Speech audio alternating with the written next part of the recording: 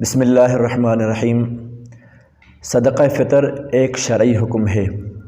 ہر مسلمان جو صاحب نصاب ہے، مالدار ہے، اس پر لازم اور ضروری ہے کہ صدقہ فطر نکالے۔ صدقہ فطر کے متعلق بہت سی احادیث ہمیں ملتی ہیں جن سے معلوم ہوتا ہے کہ صدقہ فطر نکالنا کتنا لازمی اور ضروری ہے۔ چنانچہ حضرت ابن عمر رضی اللہ تعالیٰ عنہ سے روایت ہے، فرماتے ہیں کہ ان رسول اللہ صلی اللہ علیہ وسلم امر باخراج زکوٰۃ الفطر، کہ آپ صلی اللہ علیہ وسلم نے صدقہ فطر نکالنے کا حکم دیا ہے۔ اسی طرح حضرت ابن عمر رضی اللہ تعالیٰ عنہ سے دوسری روایت ہے، فرماتے ہیں کہ فرض رسول اللہ صلی اللہ علیہ وسلم زکوٰۃ الفطر، کہ آپ صلی اللہ علیہ وسلم نے صدقہ فطر کو لازمی اور ضروری قرار دیا ہے۔ یہ دونوں روایتیں بخاری میں بھی موجود ہیں، مسلم میں بھی ہیں، ابو داؤد میں بھی ہیں۔ اور اسی طرح حضرت ابو سعید خدری رضی اللہ تعالیٰ عنہ سے روایت ہے، وہ بھی فرماتے ہیں کہ فرض رسول اللہ صلی اللہ علیہ وسلم صدقۃ الفطر، کہ آپ صلی اللہ علیہ وسلم نے صدقہ فطر کو لازمی اور ضروری قرار دیا ہے۔ ان احادیث سے معلوم ہوا کہ صدقہ فطر نکالنا کتنا لازمی اور ضروری ہے۔ اگر کوئی مسلمان ہے، صاحب نصاب ہے، مالدار ہے، وہ صدقہ فطر نہیں نکالتا تو وہ گناہ گار ہوگا۔ صدقہ فطر کو ہم صدقہ فطر کیوں کہتے ہیں؟ تو فطر کی معنی ہے خلقت اور بناوٹ، جیسا کہ اللہ تبارک و تعالی نے فرمایا فطرت اللہ التی فطر الناس علیہا، کہ یہ اللہ کی بناوٹ ہے کہ جس پر انسان کو اللہ نے پیدا کیا ہے۔ تو دیکھیں، انسان کی جان کو اللہ نے پیدا کیا ہے، اور صدقہ فطر جو ہے یہ انسان کی جان کا صدقہ ہے جس کو اللہ نے پیدا کیا ہے۔ تو یہ صدقہ فطر اپنی جان کا صدقہ دیتا ہے، اس لیے اس کو صدقہ فطر کہا جاتا ہے۔ جس طرح زکوٰۃ یہ مال کا صدقہ ہے، تو اسی طرح صدقۃ الفطر جو ہے یہ انسان کی جان کا صدقہ ہے، اس لیے اس کو صدقۃ الفطر کہا جاتا ہے۔ صدقۃ الفطر مسلمانوں پر کیوں لازمی ہے، کیوں واجب ہے، کیوں ضروری ہے؟ اس کی دو بڑی وجوہات ہمیں حدیث سے ملتی ہیں۔ ایک طہرۃ للصائم من اللغو والرفث، دوسرا طعمۃ للمساکین۔ ایک وجہ یہ ہے کہ مسلمان روزہ رکھتا ہے تو روزوں کی حالت میں خلاف شرع باتیں، فضول باتیں، لغو باتیں منہ سے نکال دیتا ہے، تو ان فضول باتوں کی وجہ سے اس کے روزے پر اثر پڑتا ہے، اس کے روزے کی روحانیت وہ جو اصل میں ہوتی ہے وہ چلی جاتی ہے، ثواب میں کمی ہو جاتی ہے۔ تو ان فضول باتوں کے اثر کو ختم کرنے کے لیے اور ان کے اثر سے روزے کو پاک کرنے کے لیے، روزے دار کو پاک کرنے کے لیے صدقہ فطر کو واجب قرار دیا گیا ہے کہ صدقہ فطر روزے دار ادا کرے گا تو وہ جو روزے دار کی روحانیت اصل تھی روزے میں وہ واپس آ جاتی ہے۔ دوسری وجہ یہ ہے کہ طعمۃ للمساکین، کہ دیکھیں عید الفطر کا دن ایک بڑی خوشی کا دن ہے۔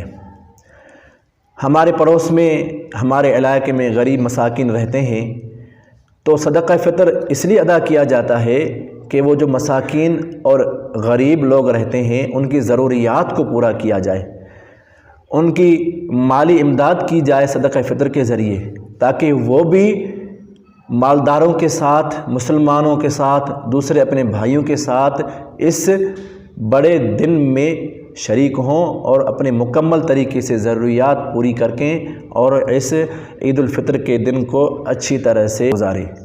تو ان دو بڑی وجوہات کی وجہ سے مسلمانوں پر صدقہ فطر ادا کرنا لازمی اور ضروری ہے۔ صدقۃ الفطر کے واجب ہونے کا وقت کیا ہے؟ تو صدقۃ الفطر کے واجب ہونے کا وقت ہے عید الفطر کے صبح صادق، یعنی مثلا اگر عید الفطر کی صبح صادق سے پہلے کوئی بچہ پیدا ہوتا ہے یا بچی پیدا ہوتی ہے تو اس کے باپ پر لازم ہے کہ اس کی طرف سے صدقہ فطر ادا کرے۔ اگر عید الفطر کی صبح صادق کے بعد پیدا ہوتے ہیں تو اس پر صدقہ فطر واجب نہیں ہے۔ اسی طرح صبح صادق سے پہلے اگر کوئی غیر مسلم تھا، مسلمان ہو گیا تو اس پر بھی صدقہ فطر واجب ہے، اگر بعد میں مسلمان ہوا تو اس پر صدقہ فطر واجب نہیں ہے۔ اسی طرح عید الفطر کے صبح صادق سے پہلے اگر کوئی غریب مالدار ہو گیا، صاحب نصاب ہو گیا، تو اس پر بھی صدقہ فطر واجب ہو گیا۔ اگر عید الفطر کے صبح صادق کے بعد مالدار ہوا تو اس پر صدقہ فطر واجب نہیں ہے۔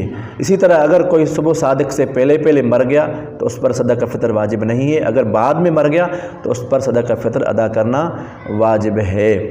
صدقہ فطر کی ادائیگی کا وقت کیا ہے؟ تو حدیث سے معلوم ہوتا ہے کہ امر بہا ان تعدی قبل خروج الناس الی الصلاۃ، کہ عید الفطر کی نماز سے پہلے صدقہ فطر ادا کرنا ہے، یہ ہمیں حکم دیا گیا ہے۔ بہتر یہ ہے کہ رمضان المبارک میں ہی صدقہ فطر ادا کیا جائے، نکالا جائے۔ رمضان سے پہلے بھی اگر کوئی ادا کرنا چاہے تو وہ ادا کر سکتا ہے، لیکن عید الفطر کی نماز سے پہلے ادا کرنا ہے۔ اگر کوئی عید الفطر کی نماز کے بعد ادا کرتا ہے تو وہ ادا ہو جائے گا، لیکن وہ اصل روحانیت اور ثواب جو اس کو ملنی تھی وہ نہیں ملے گی، بلکہ وہ ایک عام صدقات کی طرح اس کو ثواب ملے گا۔ صدقہ فطر ہر مسلمان پر واجب ہے، چاہے وہ مرد ہو، عورت ہو، جوان ہو، بوڑھا ہو، پاگل ہو، تندرست ہو، آزاد ہو، غلام ہو، سب مسلمانوں پر صدقہ فطر واجب اور لازمی ہے، بشرطیہ کہ وہ صاحب نصاب ہو۔ لیکن اس میں کچھ تفصیل ہے کہ اگر کوئی نابالغ بچہ ہے یا بچی ہے تو اس کا صدقہ فطر اس کے باپ پر لازم ہے جس کی پرورش میں وہ بچے ہیں، اور اسی طرح اگر کوئی بالغ پاگل ہے تو اس کا صدقہ فطر بھی اس کے باپ کو ادا کرنا ہے۔ باقی بالغ اولاد ہے، پاگل نہیں ہے، تو اس کا صدقہ فطر اس کے باپ پر لازم اور ضروری نہیں ہے۔ شوہر بیوی کا اور بیوی شوہر کا صدقہ فطر نہیں ادا کر سکتے۔ صدقہ فطر کی مقدار کیا ہے؟ تو حدیث میں معلوم ہوتا ہے کہ اگر کوئی گندم سے دینا چاہے تو نصف سا، باقی اگر کوئی کشمش سے دینا چاہے، کھجور سے دینا چاہے، جو سے دینا چاہے تو 1 سا۔ اب سا ہے کیا؟ تو نصف سا آج کل کے حساب سے 1 کلو 636 گرام کا بنتا ہے۔ احتیاطاً 1.25 کلو یعنی 1 کلو 750 گرام گندم کے حساب سے صدقہ فطر ادا کرنا ہے، اس کی قیمت غریب اور مسکین کو دینی ہے۔ 1 سا 3 کلو 272 گرام کا بنتا ہے، احتیاطاً 3.5 کلو یعنی 3 کلو 500 گرام۔ احتیاطاً اگر کوئی جو سے نکالنا چاہے، کشمش سے نکالنا چاہے، کھجور سے نکالنا چاہے تو 3.5 کلو احتیاطاً اس کو صدقہ فطر نکالنا ہے۔ تو یہ مقدار ہے۔ باقی بازار میں آپ معلوم کر لیں گندم کی قیمت کیا ہے، گندم کا ریٹ کیا ہے، کھجور کا ریٹ کیا ہے، کشمش کا ریٹ کیا ہے، جو کی قیمت کیا ہے بازار کے حساب سے، تاکہ جس مسکین کو آپ دے رہے ہیں صدقہ فطر گندم دے رہے ہیں، کم از کم وہ بازار میں جا کر بیچ کر اپنی ضروریات آسانی سے وہ پورا کر سکے۔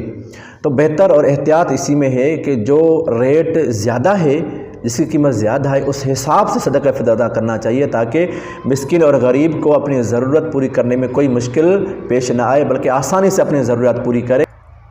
صدقہ فطر کن کن کو دینا ہے اور کن کن کو نہیں دینا؟